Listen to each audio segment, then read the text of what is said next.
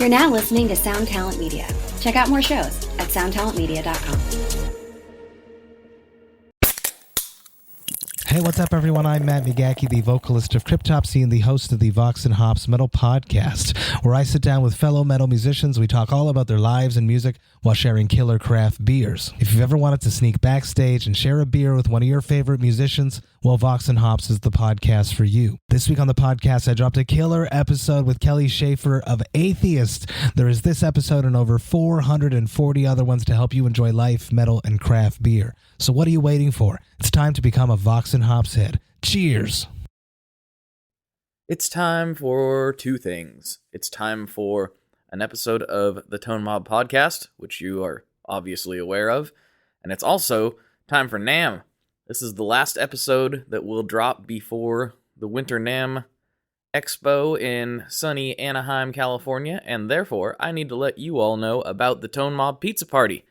We are doing the pizza party again this year. This is the third annual one, and this time we're doing it at the convention center proper. So outside of the convention center, if you're familiar with it at all, there's a little turnaround thing in the back where people can drop things off, and things and people and whatever.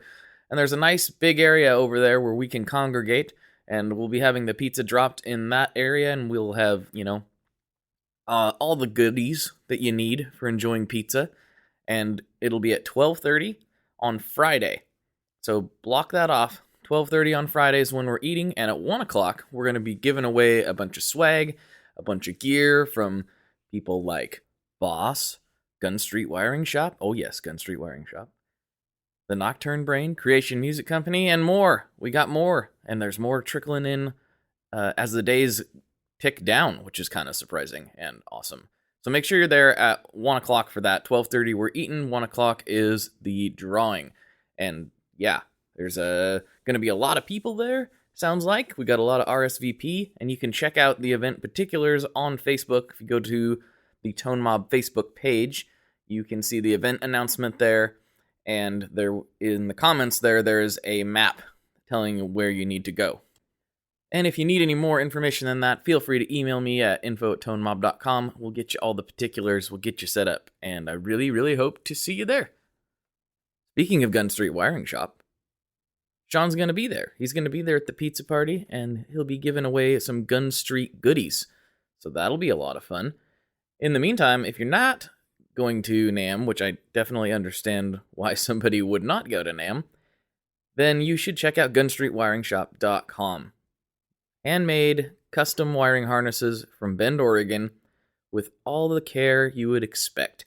And they're really nice. Sean and team does a good work down there, and they can make you the harness of your dreams. You got crazy ideas you want to try, new sounds you want to explore, just give your guitar a freshening up if you got some scratchy pots. They are the place to go. Go to gunstreetwiringshop.com and check them out. And I would be remiss if I did not mention Sinusoid. Sinusoid custom cables out of the state of Washington. Yes, they're the ones making smiles. They're the ones making fantastic cables, 100-year warranties, and I want to tell you about their Sasquatch speaker cable. This thing is a beast. It's huge. And, it's just got to be better because it's big, right? Well, actually, when it comes to speaker cables that require a lot more current than, say, an instrument cable, bigger is better. And also, it just looks cool. It's very substantial. Feels like, man, I really got something in my hand here. And you do. You have a Sinusoid Sasquatch speaker cable. So make sure you check it out at sinusoid.com, where you can shop and know that you're supporting some of the best guys in the business and receiving the best warranty possible. So go to sinusoid.com and check it out.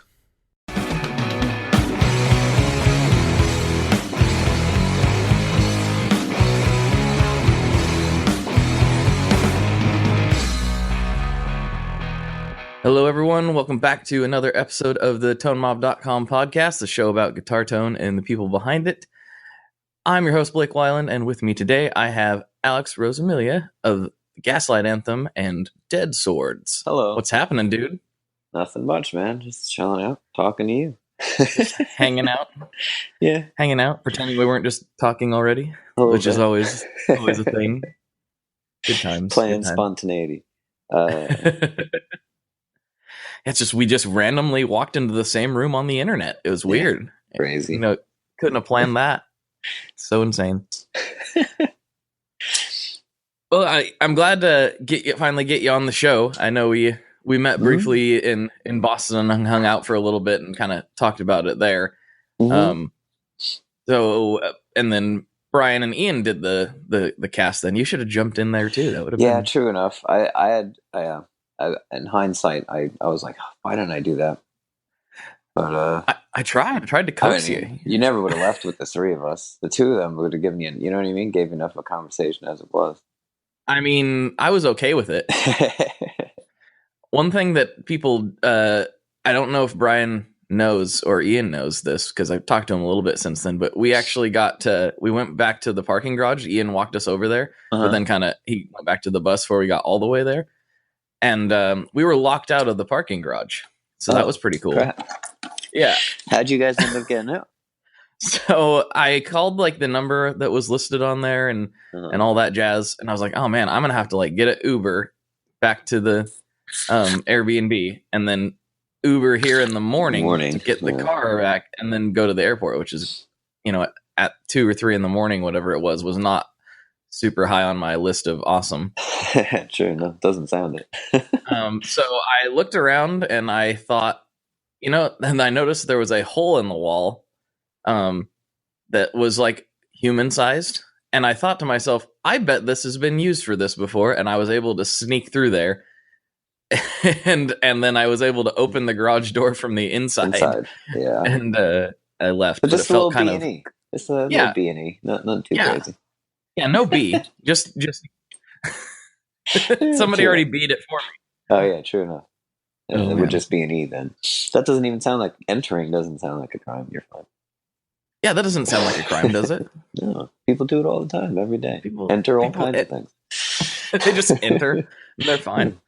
Exactly. Well, one thing I'd like to get into a little bit, and and mostly because I feel like your story is not as told as often as Brian's is. I feel like that's fairly accurate. But maybe you could give us a brief kind of backstory on how you, when you started playing guitar, what your kind of musical history is that led you to where you are now. Well, let me think. I started playing guitar in it was like 6th or 7th grade. I'd already had piano lessons at that point. My mom was like a stickler for that, which I hated at the time, but thank you very much for that, Mom. So like 7th grade, it was like, nobody wants a keyboard player in a band. This is the mid-90s.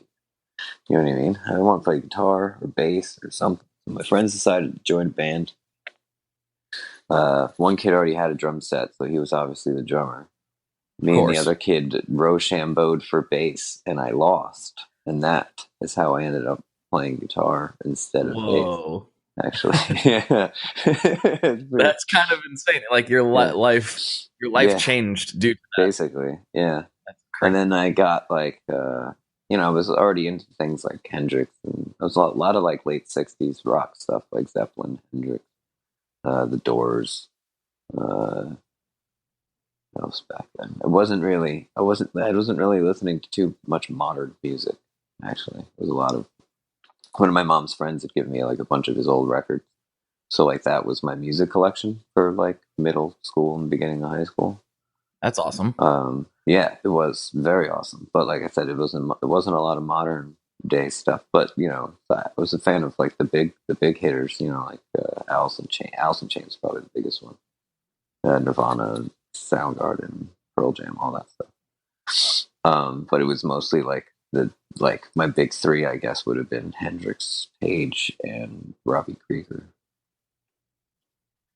Like, that's what got me into, this is why I want to play guitar, to be able to do these things. If that makes any sense. Yeah. And in high school, I dated a goth chick who introduced me to The Cure. And that changed. I knew that was coming somehow. That changed everything. Well, yeah, that basically changed everything. I was like, wait, guitar solos don't have to be all like widdly wah. They can Like, you know what I mean? Like, because it's way more of like an angular. Some of it, it's like a lot of just like delays, and I don't know. It was way different than anything. The closest thing I could have compared it to at that point was like something like Pink Floyd, but Right. this was like it was heavier without it being distorted. I don't know. I latched onto it like immediately and have not let go since. And like trying to think, and that was just like me doing high school band stuff.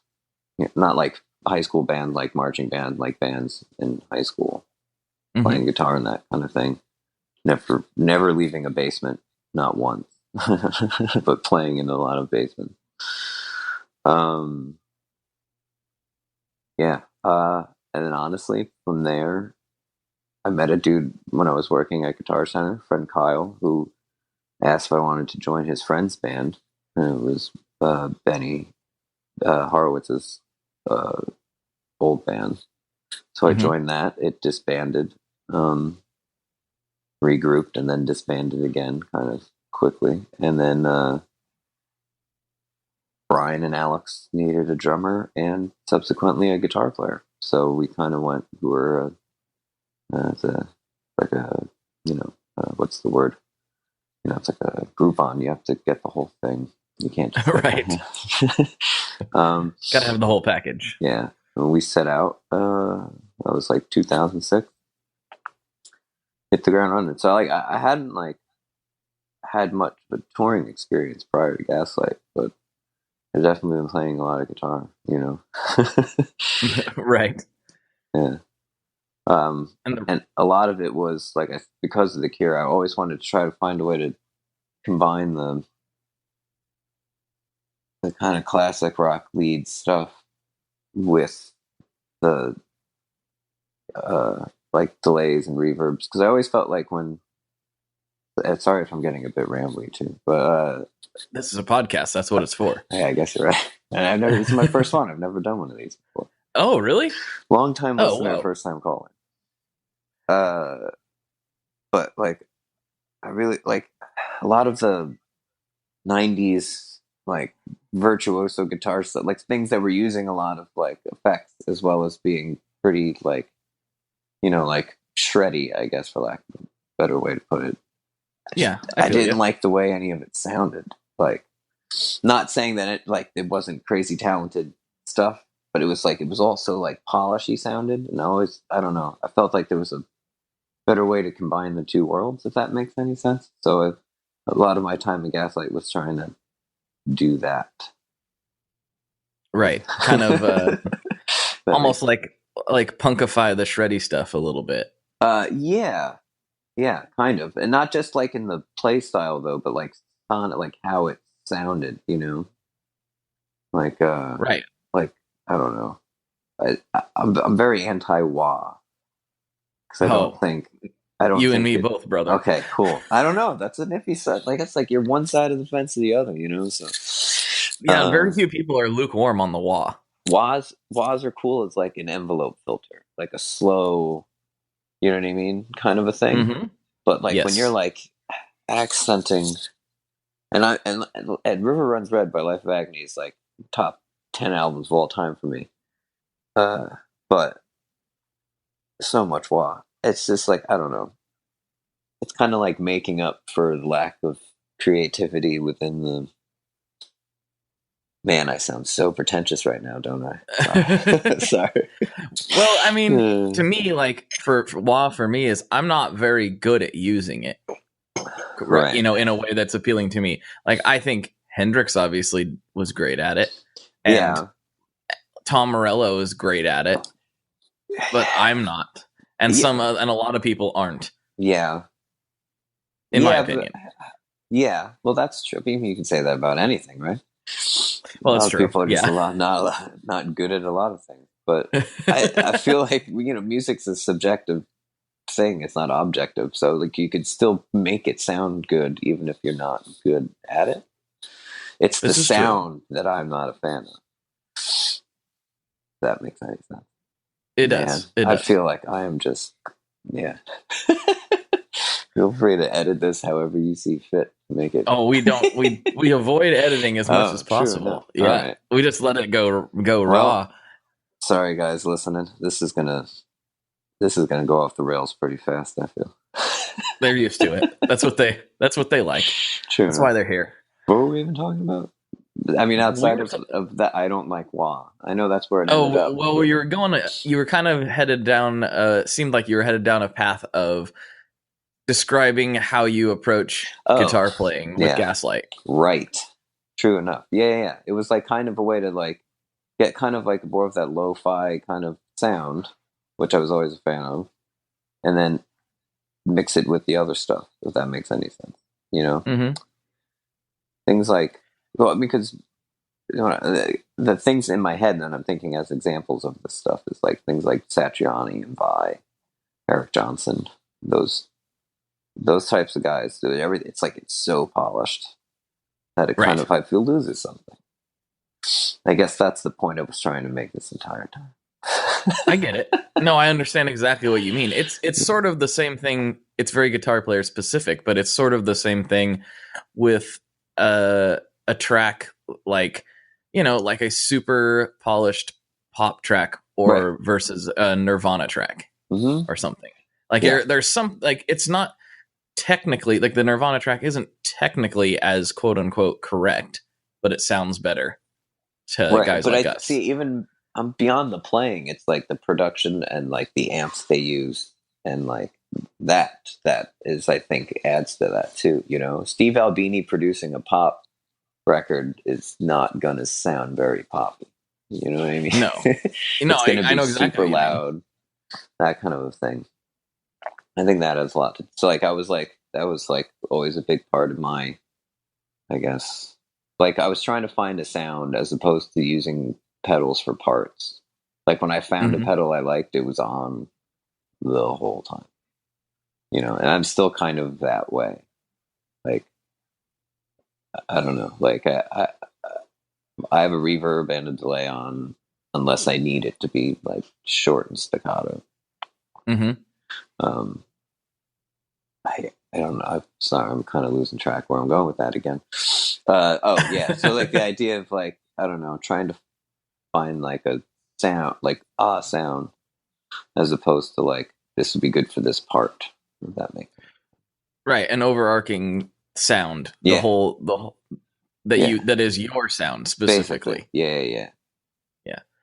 Well, it's interesting because, like, I mean, I've been a fan of the band for a long time, as you know. Thank you. And so it you know, kind of followed it fairly closely for most of its. Honestly, I was introduced to you guys around. I don't remember what year it was, but it was a long time ago, and it was the tour with. It was like one of my favorite lineups I've ever seen. It was you guys, Thrice, Alkaline Trio, Rise Against. That would be the fall of 2008. Yeah. It would have been like October, November 2008. Yes, sir. Wow. I would have thought it was longer ago than that. That's kind of crazy. But Yeah, that's when we first really started playing. Because I remember it was on that tour one night we decided to not play the 59 sound. And it didn't go over well with the crowd. It was like we were first starting to get people coming to, you know what I mean? Like, yeah. People started showing up for things like to see us as opposed to like just to be there kind of a thing. Plus we were getting a lot of people basically from the idea of opening up for all of those awesome bands. That was an awesome tour. I wish that tour could have gone on for like an extra 3 months. That tour was awesome. I still have the poster somewhere around here. Nice. I don't know what mine is. I stole it from the venue. I'm going to be there again. I'm confessing all my crimes on this podcast. Yeah, sure enough. You're fine. You'll be fine. But what was I going to? Wait, what was your question? I didn't quite finish it, but where I was going with it is man, I'm no good at this. Me either. I'm not either. It's okay. Is anybody really good at it? I don't know. That was a rhetorical question. Of course they are. But where I was going with it is your sound is always been very in a good way, because it's very different than what Brian's doing. Mm-hmm. And it's sort of, because his, obviously the songs he writes and the way he approaches things is very, like, he's got some very classic influences in his songwriting. Mm-hmm. And seemingly, this is all outside looking in, a little less of the kind of punk rock approach. And I feel like you and Benny sort of brought that to the table, and it filled out the sound. Is that accurate, or how do you think about constructing that kind of stuff in the songs? Brian was pretty punk rock at the beginning too. Like it was.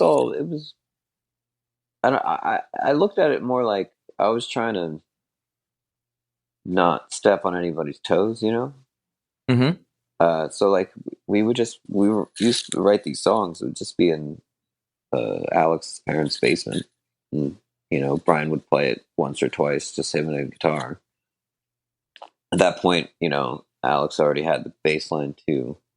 So then me and Ben would listen to it once or twice, and then just kind of figure out something on top, like jam on it, without sounding as stereotypical as humanly possible. We just kind of jam on a bit till something sounded right. And I was always like making sure it was like, if I was playing over his singing, it was like harmonizing with it, or like, you know what I mean? Not like stepping on it, being bit. Yeah. Only being busy where there was space to be busy in that kind of a vibe. Basically sliding in service of the song more so than to show off how I can shred, basically. Kind of. Your rig is a lot different than his too.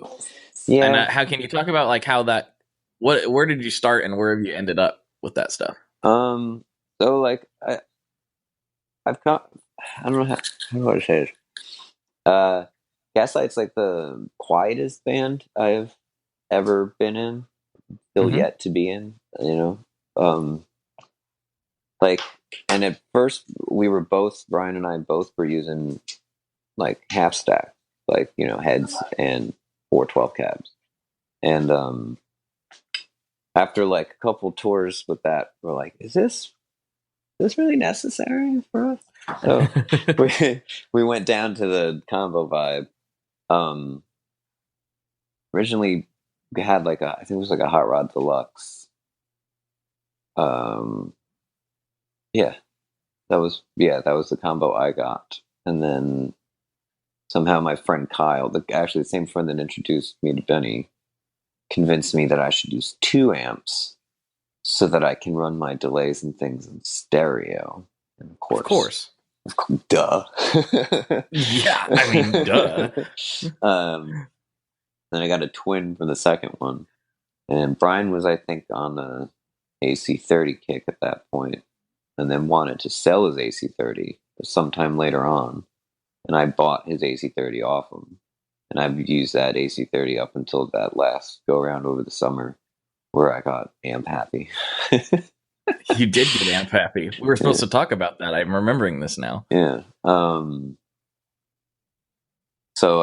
I used that box and like another amp for basically all of Gaslight's career. But yeah, so like 10 years I used that amp. Got the same thing over in Europe too, so that it was as close to sounding like the same as possible. Wow, that's awesome.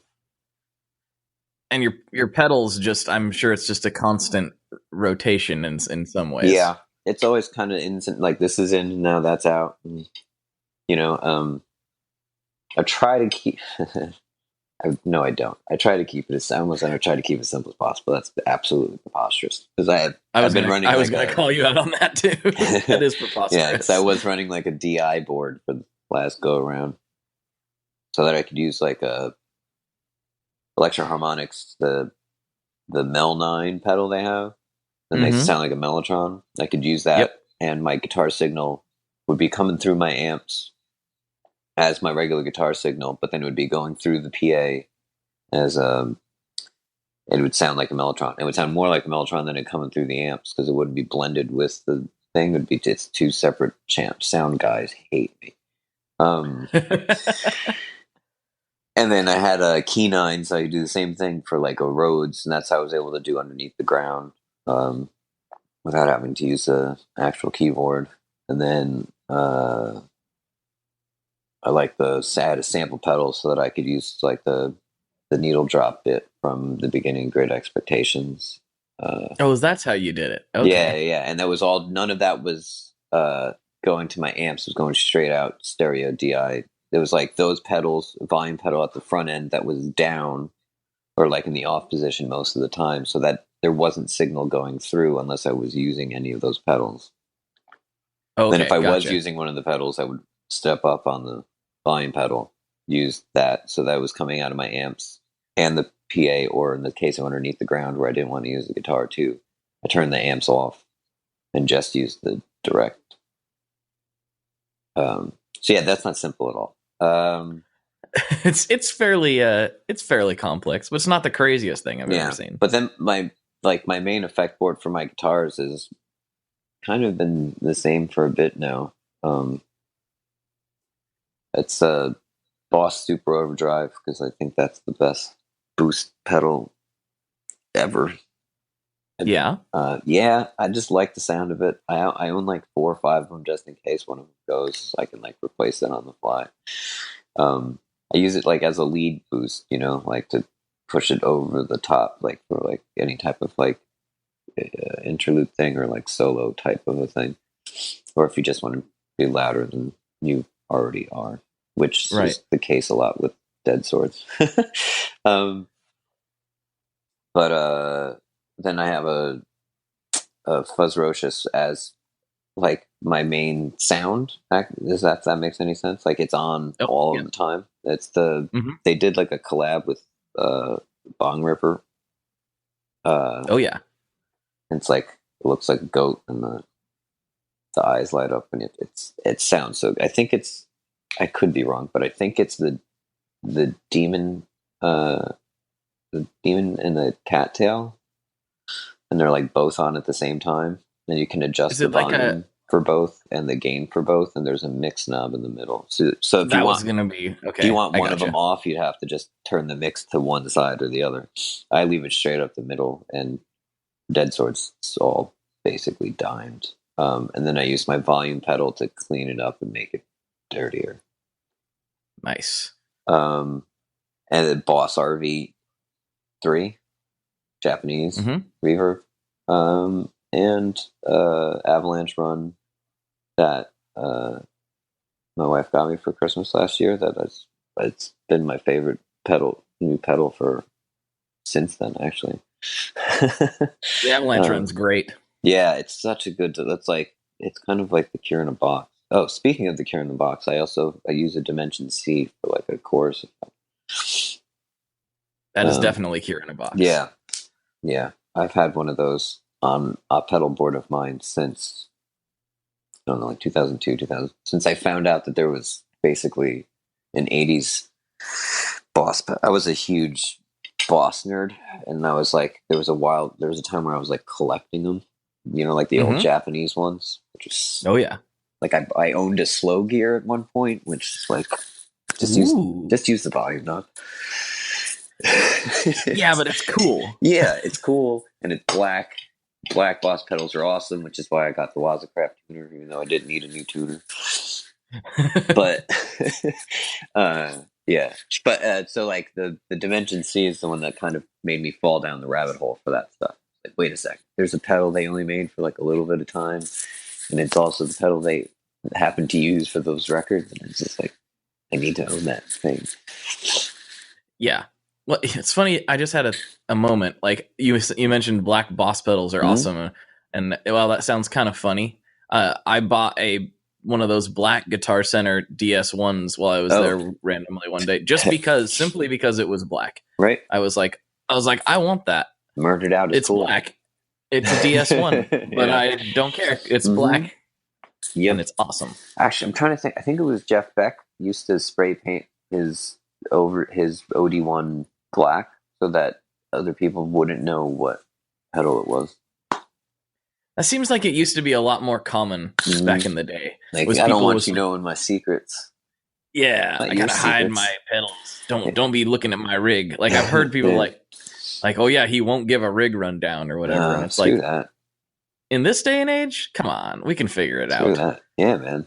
I used to, what was that website? I mean, I'm sure it's still a website, but like when I was in high school, Guitar Geek, where they would show you like they would like kind of like give a diagram of like the whole rig of guitar players, and they had like everybody. I would spend hours doing that on the internet. Like, that's how they did that. Okay. That's where I learned how to do all the effects loops and that kind of, just by reading these like schematics basically for guitar players. Mm-hmm. That is kind of what they are. Yeah. No, that's interesting because like I got really into the gear side of things because like my dad was a guitar player, but definitely not a gear junkie. Like he played acoustic mainly, and is a better player than me for that. But he doesn't. I was listening to all these rock bands, and I'd be like, how do they get the guitar to sound like that? And he didn't know, right? And because it wasn't his thing, and so I was, and there was no internet back then, so I was like, how do I figure this out? And it, I think because I was so insistent on trying to figure it out, it's led to this somewhat unhealthy obsession with True enough. All this stuff. I had like my first job was Guitar Center, so like still in high school. It was just bad because you were just there every day looking at it all and being like, what's that one do? You know what I mean? And just days where there'd be nobody in the store, you just be able to sit down and mess with all kinds. You could try anything out before you could, and people come in with used stuff and you'd buy it before anybody even put it out on the counter. You know what I mean? Like sometimes guys would come in with things, like you'd see the employees like start to gather around, being like trying to like see who can be the first one to swipe it. You're not the first ex-Guitar Center employee I've heard tell that story. I bet you we're not even from the same Guitar Center. You know what I mean? Like, I think that was probably a nationwide thing. Oh man, what's the craziest thing you've seen while working at Guitar Center? I feel like there's got to be some really weird or really dumb or really interesting things that happen. Stevie Ray Vaughan's number 2, George Harrison's 335, and is it Brownie? It's either Blackie's, Eric Clapton's Black one. Was the brown one Brownie? I don't know. I know Blackie, obviously, but I don't know that one. Derek and the Dominoes. He had like a brown one he put together from parts or something. I don't know. Or is that Blackie? Is that what I'm thinking of? Blackie. Did he put that together? Blackie was on 4 different guitars. Isn't that the case? I don't know the history. I'm honestly not. Right. I should be a little more up on it. One of my best friend's dads is a big Clapton nerd. Right. I should know this better, but he's probably going to listen to this. So is Ian Perkins. Yeah, we both got people disappointed at us. Ian's going to be so disappointed in both of us. Okay, so legend has it. I can't remember which one it was, but he went to like a store, bought like 3 or 4 of the same like year model Strat. Then put the best neck on the best body, put the best pickups in, and then basically made a 2 and a 3. Gave one to George Harrison and one to somebody else. Oh. That's either Blackie or Brownie. I don't know. But the brown one from Derek and the Dominoes, I got to see all 3 of them when I was at Guitar Center in Manhattan. I actually got to touch Stevie Ray Vaughan's number 2. Which sounds weird when you say it like that. I wasn't even thinking that until you said it. You twisted my mind now. And it was awesome. Because I guess there was some kind of auction, and I was working at the Manhattan store, and that's where they decided to keep them. They like bought like a gun safe to put them in. Mm-hmm. And like, since I was working in the warehouse, I had to like deliver them to the gun safe, so I got to like put them in the gun safe. So like I touched all 3 of those guitars for like a half a second. That was pretty awesome. So insane. That is insane. Other than that, yeah, no, just normal screwing around at work stores. Nothing too crazy. Right. Nobody ever came in with like outside of that one time. Nobody ever came in with anything nutto. There was like this 80s, I mean, I don't know how cool this is to everybody else, but there was like a really cool 80s Hamer Explorer that came in once. That was pretty sweet. I'm a fan of all that kind of 80s stuff. I would own a Charvel if I could really just have the balls to play one live. It's coming from a guy who's I've played a bitch live. For real? The BC Rich you played with Gaslight? Yeah. On the first tour for Get Hurt, I really wanted the old the NJ series, like the wood colored one. Mm-hmm. And I wanted do you know which one the bitch is? It looks like a shark out the bottom of it. Yes. But I wanted like the wood one. And oddly enough, the same friend Kyle knew a guy, like a session guy from the 80s. He's been in I can't remember any of his bands he played with, but kind of like Gun for Hire dude named Jack Ross. It was like 80s metal kind of guitar dude, super crazy guitar player. He was happened to be selling a like chameleon colored, like it changed color in the light, bitch. And I was like, you know what? Okay. So I bought it. I bought it off him, and he was like, listen, the only deal is if you ever sell it, you have to sell it back to me. No problem. So I had it for like a year or two.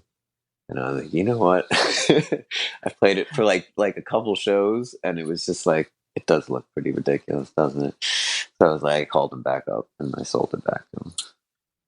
Oh, man. I did have it for a little bit. I'm trying to, sounds so silly, but I'm trying to like stay away from buying things, just to buy things these days.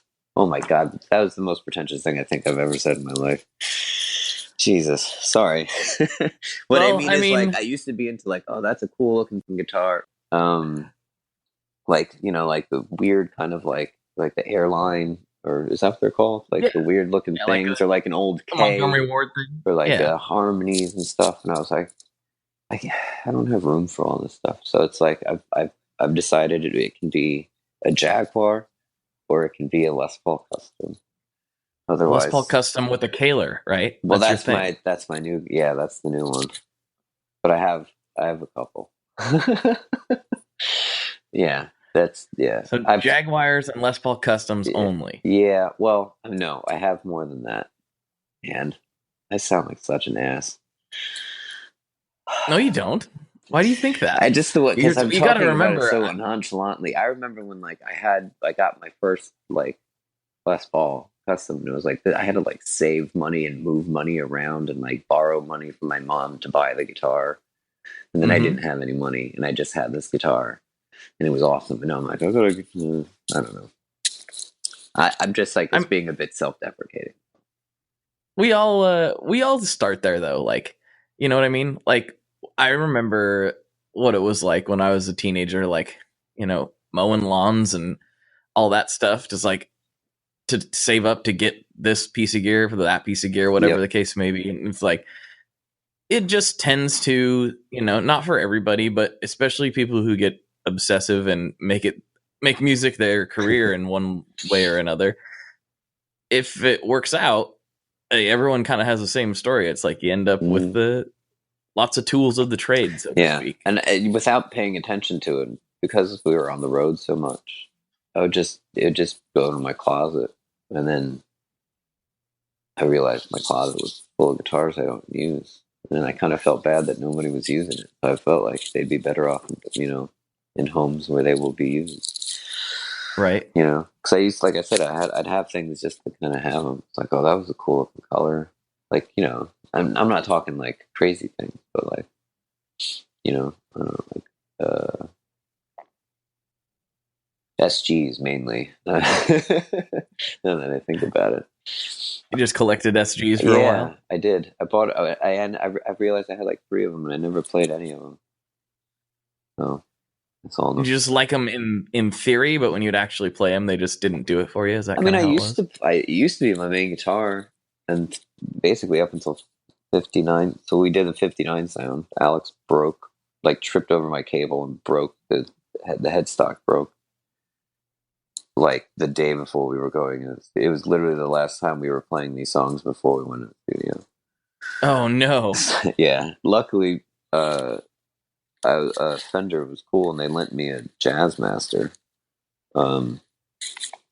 And thankfully we're tracking, so like, you know, we did drums first, so like the guitar was able to get to me before I had to play the guitar. But like I like pulled it out of the box and started recording with it, you know, like I didn't give it a proper setup first or anything, which in hindsight was probably a stupid idea.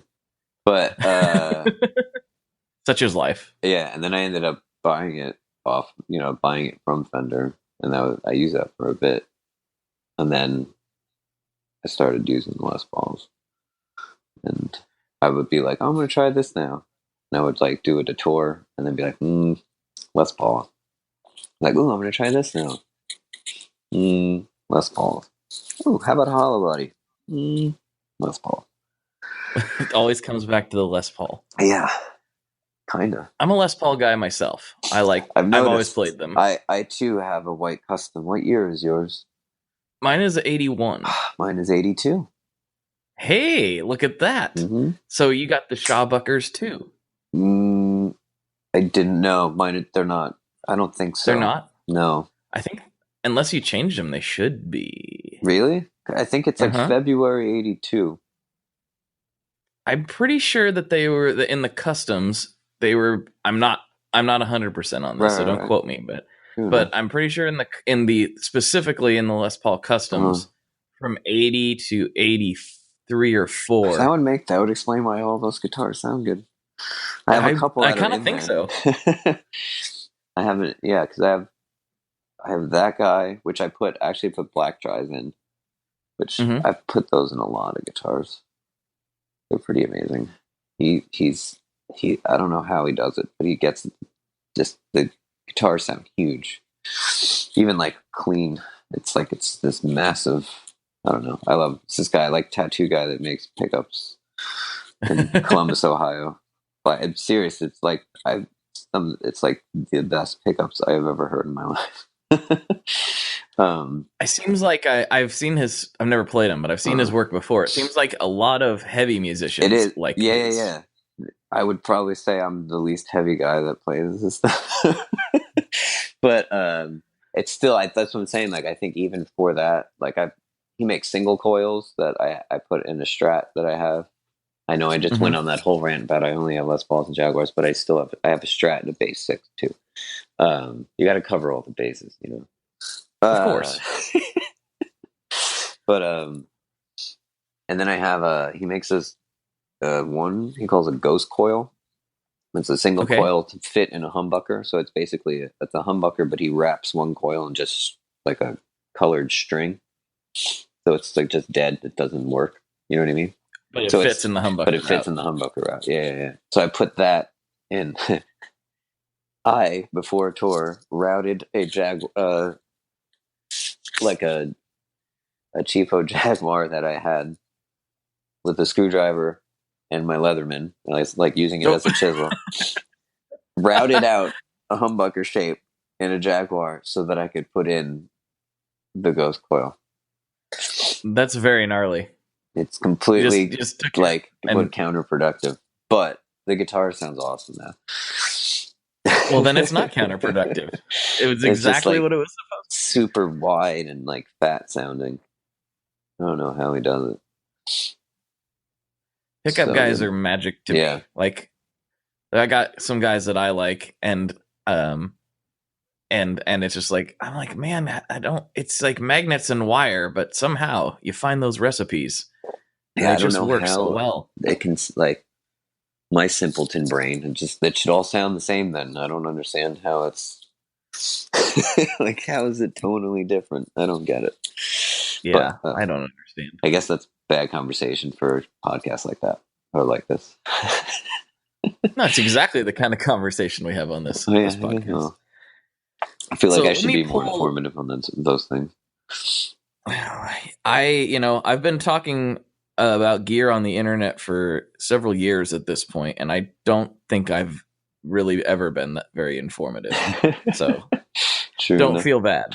True enough. But I did have just a couple questions from the Facebook group, and this is going to be interesting. I feel like you kind of already have the answer to this, but Okay. we'll find out. Some Rick Calhoun asks if he could have a custom signature pedal built, what would it be? Myself. Mm-hmm. I was actually talking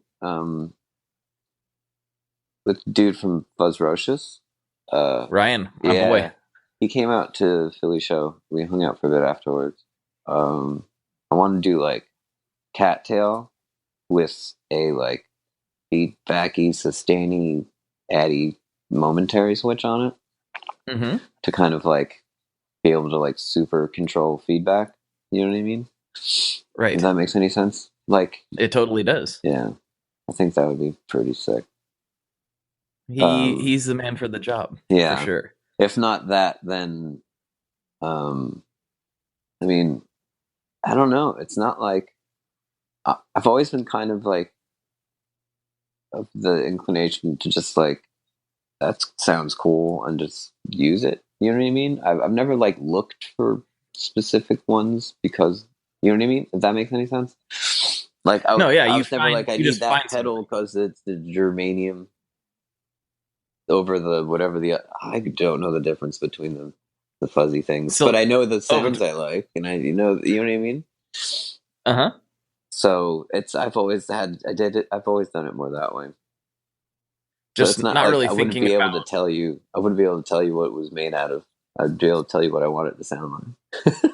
Okay, I gotcha. So not really. You don't really think about it at the weird molecular level that I tend to get to. No. You just go, that sounds good. I'm going to use that. Yeah, kind of. And not even that sounds good. That sounds interesting. You know, like I really like the Rainbow Machine. I think that pedal's a lot of fun. I actually just got, and I'm stoked to use the Board Brain Transmutron. Oh yeah, which is like a crossover. Like I'm not even sure half the stuff it does, but it comes with like like the patched cables and stuff for it. So I'm pretty stoked to mess with that. I always like making guitars. I've always liked making guitars not sound like guitars. Does that make any sense? No, I can relate. Yeah. I like to do both. I like to make them sound like guitars and not guitars too. Well, yeah. Kind of that's what I was getting at before. I was like, I've always been trying to find a way to link those two worlds together somehow. I feel like with the combination of your stereo rig matched with the direct board, I feel like you've accomplished that mission. Yeah, I think we're close. Close? Yeah. I think we always I've even changed my amp setup since those summer shows. Okay, before we get too far off into that, I want to ask about we were supposed to talk about Amp Journey, but I have one more question from the group, and it's one of my best friends, Mr. Justin Porter, who I also know is a big fan. So, and I don't know why he's asking this question because he should know better than to ask this question, unless he's trying to pose it so that now other people can know the answer to this question. Well, it's a question that's impossible to answer. And he even says as much. Kinds of question. Yeah. Jess, you're going to get in trouble next time I see you. What is your favorite piece of gear?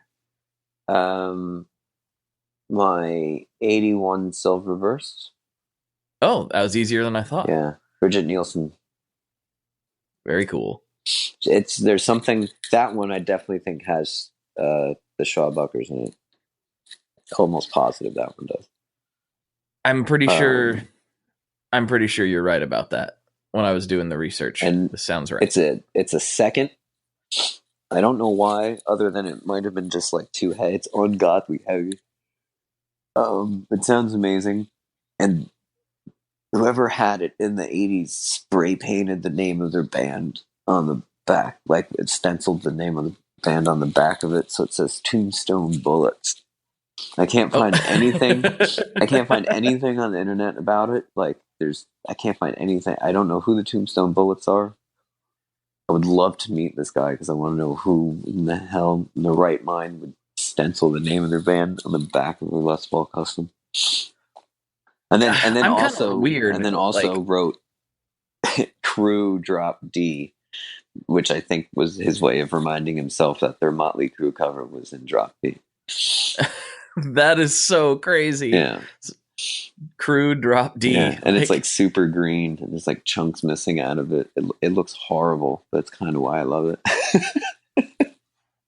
No, I can relate to that because I kind of like, I mean, obviously there's something to be said about like a pristine guitar, but I kind of like guitars that have a story. Like, you don't know who the Tombstone Bullets are, but I can I don't imagine. know. It's kind of cool. I mean, I've got a big muff, a Russian big muff, like one of the big box black ones. It was like when they were transitioning from green to black, but they were still in the big case. I think circuit wise they're the same, but I remember that. And on the back it says, somebody engraved on it or scratched into it, don't touch Mr. Frost's muff. Nice. And I don't know. Wait, Mr. Frost? I just told you about Mr. it. Frost. There's a dude I knew from the 80s that's named Jack Frost. I wondered that as soon as you said that. I'm like, I wonder if I got Mr. Frost's muff. It's so like he has so much gear, and he's like constantly like flipping stuff and selling stuff and buying things and selling things. Yeah, the guy I bought the bitch off. Mm-hmm. That would be pretty interesting. Well, somehow his big muff may have made it to Portland, Oregon. That's pretty fun story. It sounds great. I wasn't gonna buy it. I had a bunch of fuzz pedals that I was trying out that day, and I was like, I got big muffs. You know what? I don't need another big muff. But I grabbed it for no reason and plugged it in. And I was like, this one sounds awesome, and so I bought it. That's awesome. And then you found out. See, I thought it was going to be like you didn't know, and then you saw the Mr. Frost thing. You're like, you know what? I am going to get this one because that did kind of make it even better with Silverburst. I don't even think I plugged it in. I think I bought it like I played it not plugged in to see if the neck was straight and stuff. And then I was like, yeah. And then it just sounded like God as well. I lucked out there.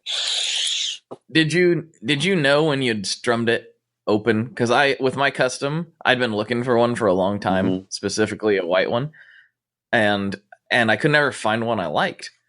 And I just picked it up. I was like, ooh, this one looks really cool. And I strummed it, and I was like, uh-oh, I think this one's going to sound really, really good plugged in. And so I wasn't really in the market. And so I didn't plug it in. I went home, and I've told this story a million times, but I went home, and then over the next few days, my wife finally was like, would you stop talking about it and just go get the guitar? So I was like, okay. And I went and got it and plugged it in. But did your Silverburst, when you strummed it, was it like, this might have something here? Or is it just, it says Tombstone Bullet on the back? I can't remember purchasing a lot of guitars, but like I can remember the whole thing vividly, you know, like where I was. It was like this weird, it wasn't weird, but it was like a convention kind of a thing inside Brooklyn Bowl. I don't know if you've ever been there. It's like a venue / bowling alley. Oh, sweet. Oddly enough, in Brooklyn. And so they basically rented out the whole place, and there was just like boutique vendors. My friend Kyle Rogendorf, who's been a big star of this podcast. Hi, Kyle. He's a luthier, like he repairs guitars for a living and stuff. So he had a booth there with his partner and that kind of thing. So I went to hang out and look at all the cool stuff. I wasn't intending on buying anything. And then I walked past the Rivington Guitars booth, and it was just there. And I was like, oh man. And I was like, no, I can't do this right now. And I just kept walking, and then I walked past it again. I was like, So then I picked it up, and I kind of riffed on it for a little bit, you know, not plugged into anything. And the guy starts telling me like he got it from LA. And then I'm like, oh my God, this must be, you know, like it's an early 80s Silverburst from like LA. It's definitely to someone like me who's like, okay, so this might put me in a corner or something. But I realized recently that the part of the guitar sound I've always been looking for is the Transformers soundtrack from like 1986 1986 or 1984 or something like that. All Do right. you remember the That's animated a worthy. Oh yeah, movie? I Okay, remember. so the soundtrack is like available to stream. Those songs are. It's like, okay. Do you remember Boogie Nights? Mm-hmm. Do you know? Remember Yes. the song that John C. Reilly and Mark Wahlberg sing? Like when they record the Not song. really. Oh, No, I it's don't. a song from that Unfortunately. soundtrack. Like it's an actual song from that soundtrack. Dead Swords has been Okay. working on. Well, like the dude, the Dead Swords and I have been working on trying to like cover that whole record. It's awesome, but it's like the like quintessential like 80s like process, like chug chug like guitar sound, you know. Oh yeah, And I know so exactly what you're so I'm talking. just picturing like some like dude playing this at like the Whiskey like in the early 80s, like playing his crappy like metal songs with it and the Tombstone Bullets. No, it's just like I need this guitar. So I brought it over to Kyle. He checked the deck, made sure everything was kosher on it. At least like, you know, like physically. I had no idea about the electronics. And then I was like, okay, take my money. That's so awesome. And then it's Does that one have a Kaler on it? ooh, excuse me. I'm terribly sorry about that. Oh, I'm over it. No, that one does not have a Kaler on it. I Okay. only have one with a Kaler. It's the newest one I've got. Like an 86, I think. Yeah, that was like stock Kaler. I've wanted one of those for a while. Okay, because like here's a better example of the guitar sound. Stephen Clark from Def Leppard. Okay. That would have been a better way to do that than the Transformers soundtrack. We can find it. We can find the Transformers soundtrack. You know, I'm going to be listening to that after this, dude. It's epic. But yeah, and he had the Kaler on his. So I was like, for like a year, I tried to find one, and then a friend of mine hit me up and was like, "Yo, is this like what you're talking about?" And like it had gone on reverb like 15 minutes before that, and I was like, "Yes." Boom. So like I kind of, because I realized it's like not many people I think still have them, because I think they were like so not cool. And, you know what I mean? Like they kind of went by the wayside. They didn't stand. Oh yeah, there's lots of them in closets everywhere around America, I'm sure. But I love it, man. Doing dive bombs and stuff, and then it's like you're all still wow. Yeah, like I said, constantly trying to meld that and then the Cure, and it doesn't really work. But I've made it my life mission to try to figure it out. I mean, it's kind of worked, right? I mean, like, I think so. That's what I that's said, what you we're getting do. close. We're getting close. That's so awesome. So fun. It's all just fun though, isn't it? Well, It's yeah. a good time. Yeah, I've been lucky enough to be able to spend the majority of my time trying to do this kind of stuff, you know? Let's talk about Dead Swords a little bit. Okay. We've been gaslighting the whole time, Sure. which sounds bad. I shouldn't put it that way. But Yeah, true enough. We did not know that was a term when we named the band. I should say that. I didn't. Well, let's go back. I suppose I should ask Brian this. Where'd that come from? You just come up with that? Was it? It was a venue, like a small, like coffee shop bar venue thing in New York, in the Village, like in the 50s and 60s. Like Bob Dylan played there a lot. So Brian's idea was I say it like that because this happened prior to me being in the band. So it was like the idea was like it was trying to be the same thing as like the same idea as like basically like Bob Dylan, like Woody Guthrie, that kind of vibe. Does that make any sense? Gotcha. It does. Yes, Yeah. it does. Like in the way of But- the Gaslight. We didn't realize Yes. gaslighting was a thing. I mean, I don't know if it was used in that. It's actually, I'm sure it was, but oh, sorry. no, Go ahead. If you watch, I don't know if you're familiar with The Marvelous Miss Maisel on Amazon Prime, I think. But it's like I've seen the trailer. Okay, it's like it's where she does most of her stand-up, is at the Gaslight. Oh, okay. Mm-hmm. Yeah, That's fun little bit strange. of I for you. just saw that trailer like yesterday.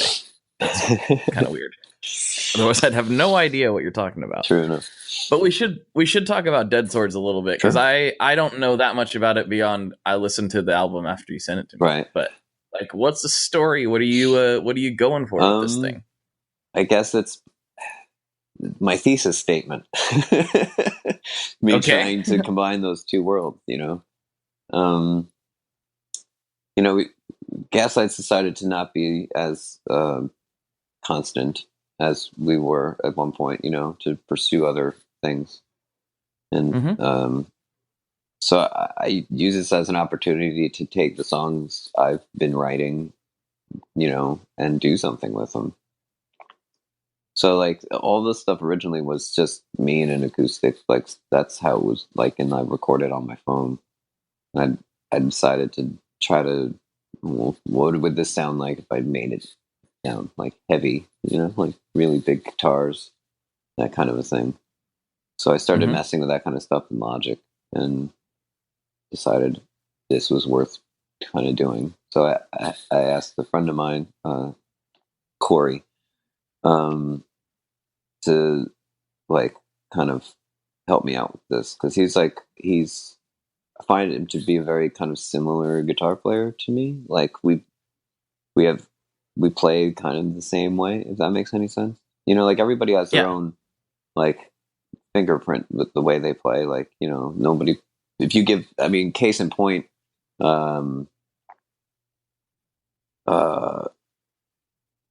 Back in Black by AC/DC. No two guitar players play that riff the same way. But me and Corey play pretty similarly, if that makes any sense. It does. Actually, Corey and I.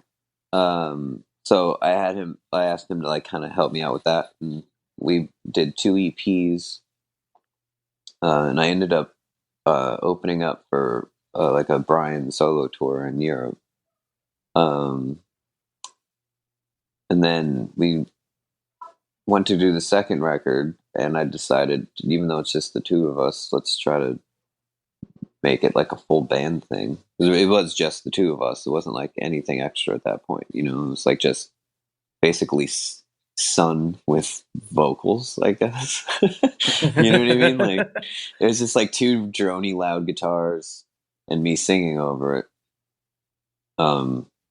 So we talked about doing a full band. I wanted to keep it just us in the studio, but then like live, we would be like a 5-piece. Well, that's what we ended up being. So we went, I demoed the whole, I demoed the second record. We went in the studio this time last year. Between me and him, like I did all the bass, we did all the drums. Except for like, there's one bit that my friend Trevor, who plays drums with us live, did, and then Benny did like a drum bit on one of the songs. All the guitars are us. Vocals it's just the two of us on everything basically, except gang vocals. And then we started playing out live, and it felt really good. So it was kind of just an idea I had. I didn't really know how serious I want to take it at first, but like the more I was doing it, the more fun I was having doing it. And it's been a blast playing these songs live with these guys. We have our next shows like in a couple weeks at the Mercury Lounge in the city. And it's been fun doing these shows. I mean, I would, we haven't been able to do like a proper tour yet, but hopefully that'll be coming out, sooner than later. And instead of trying to deal with a label, I decided, since, we recorded the record already, it's done, we'll just put it out ourselves. So I'm putting it out like on my own. I mean, we did the first 2 EPs we did as well, but putting it out like on my own record label. Yeah, I don't know. That's the story, I guess. That works. That's a good story. Yeah, it does lead me to another question. Sure. I know we're getting kind of close to the end here, but I've debated this a lot with. I talked to a lot of business owners on this podcast, and by proxy musicians as well. And I say this without ever actually having done anything in the actual music industry. But in my viewpoint, for most things, especially a band kind of starting out, I don't understand the need for a label anymore. No, it's a bank loan with ridiculous interest rates. That's what I was thinking. That's exactly what I was thinking. It is. It's so easy to put your stuff out there on your own.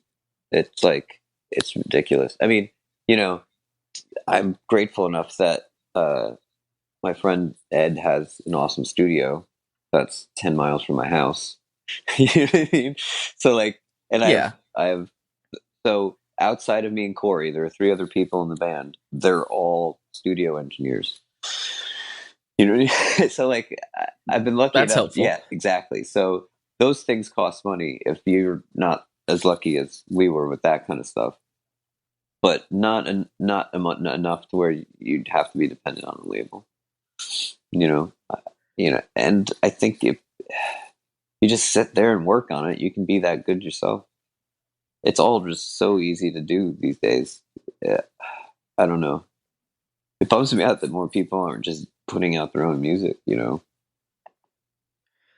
I don't know. I feel like I like you said, it's so much easier to put it out there and get attention. But I also I don't know. Maybe you can explain to me, because you've been on both sides of the fence. What does a label bring to the table in 2018? Well, that's what I'm saying. Like, so if you don't have the money, they have the money for that. They have they know the studio people and the engineers, they do the PR and press, but I'm lucky enough to have a friend that does that too. I mean, nowadays they're trying to do your merch. They're trying to manage you as well. They're trying to be as all inclusive as possible, so that they still have a purpose. But you don't really need, if you don't mind dealing with all of it yourself, then there's no reason why you shouldn't. It's a convenience more than it is anything else. It's you know what I mean? A label's a way to go on autopilot. Then you still have to play by their rules. That doesn't sound very fun. That's not very. I mean, there are bands that I think should be on labels, like gigantic, bands, Coldplay should be on a label. You know what I mean? Like, they need that kind of. But I mean, at their point, they might be able to just be their own label too. I don't know. That's what I feel like. I feel like they of all people don't need one now. There's, you know what I mean? Like, there's some bands do it. Some bigger bands do it now. I don't know. I don't even know if I'm going to get in trouble for talking about this stuff. Who's going to come after you? The label? I mean, maybe. I don't know. The label police? Yeah, the label police. I don't know. Maybe. I don't know. Come with us. Come with us, Alex. You're going to label jail. Label jail. That does not sound fun. Yeah. Sounds like a bad place. I wonder if it's as bad as Disney jail. Oh, yeah, I heard that's pretty bad too. Or the jail Disney under jail's the brutal. Philadelphia Eagles stadium. There's a jail under the Philly stadium? Yeah, to deal with fights and things, right there. And they don't have to bring anybody anywhere. Gotcha. Pretty sure there's there's a judge presiding as well. It's all just bam, right there, and then you pay your fine and they kick you out. It's all done. They must have a real problem there if that became necessary. I don't think we have that in Portland. They won the Super Bowl and they had to Crisco the light poles to keep people from climbing them. Are you serious? Yeah, the police were Criscoing light poles to prevent people from celebrating afterwards and climbing. Oh, and killing themselves. Philly fans, man, they're crazy. That is crazy. Wow, that's intense. Yeah. Well, we've officially crested that hour mark. Oh wow! And I haven't asked you the most important question. Oh, and so I'll be in bad trouble if I don't. So sure. What's the important question? What kind of pizza do you like? I mean, if it's good, plain pizza is pretty fantastic. I'm not really a crazy topping kind of guy. Mm-hmm. So, let's say like mushrooms, onions, black olives, that's like me going crazy. Sounds good though. Yeah. And like burnt to a crisp. Burnt to a crisp. Yeah. Oh, Well done. That's interesting. I don't know if they say that. You like your pizzas. Yeah, I don't know if they say that. Yeah, you can order pizza well done where I come from. I don't think they say that over here.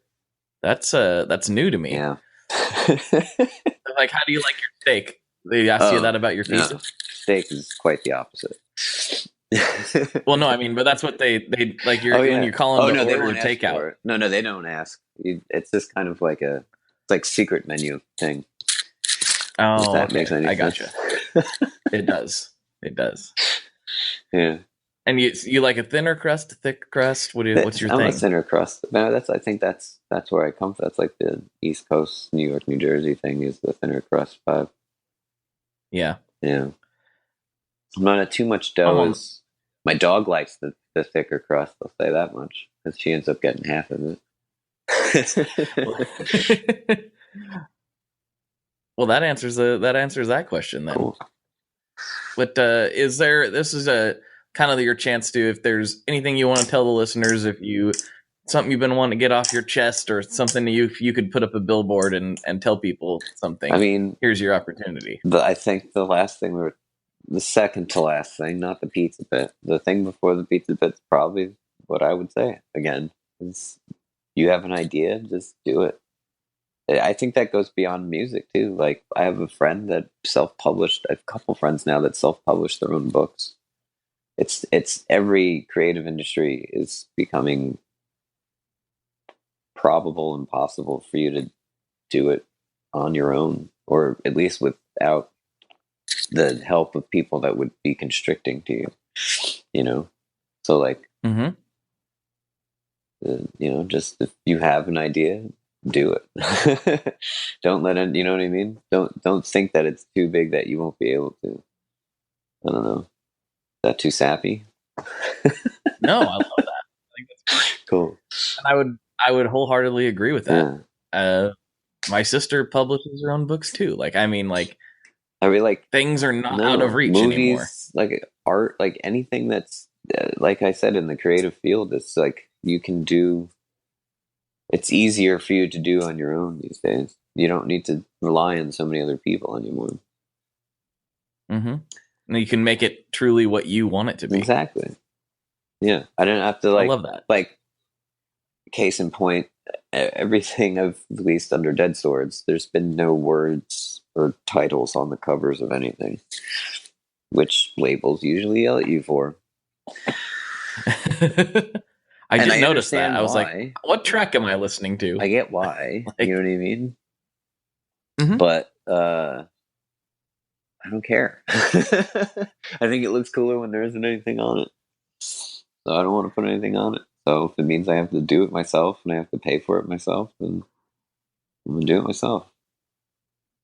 I don't know. I like it. That's great. You know? I do know. Mm-hmm. Everybody's got a laptop. I think that, you know what I mean? Buy $100 microphone, you're good to go. 57 will record any instrument you need recorded. That is true. The 57, and the 57 is used by bedroom players and the biggest artists in the world. So don't think you're too good for the 57. Exactly. That seems like a good point to wrap this up. I'm okay with that. Thanks so much for coming on. This was awesome. Man, totally. Oh, it's been a pleasure. I hope I wasn't too rambly. There's some cohesion in what I was talking about. If I could follow you, then I'm sure everybody else can too. Cool. All right. I'll go ahead and wrap this up then. So for Alex, this is Blake, and as always, folks, good luck and good tones. Well, there you have it, folks. There you have it. I hope you enjoyed that as much as I did. I really enjoyed that chat with Alex, and I hope to have many more with him in the future. Maybe we'll record some more. Who knows? We'll see. But in the meantime, make sure you go check out his project, Dead Swords. I know a few of you have been checking it out already, and it's pretty epic, if I'm being honest. It's completely different than what you might expect if you're a Gaslight fan.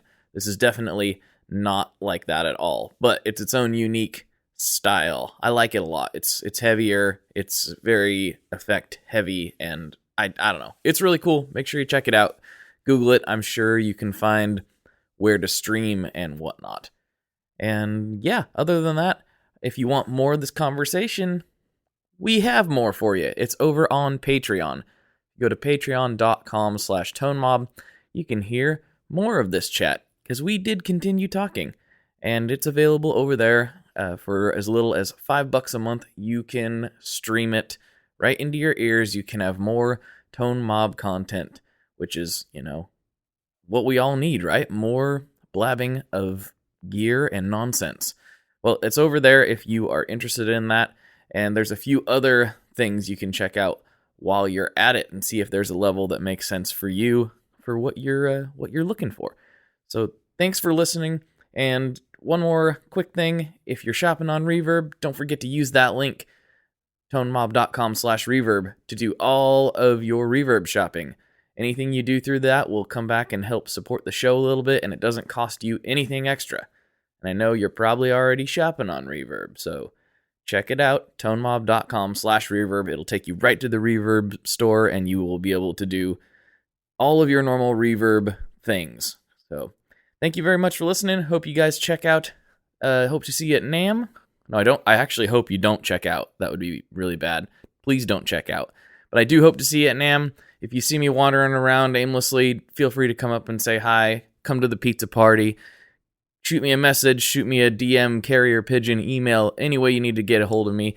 I'm around, and I will talk to you next week. Bye.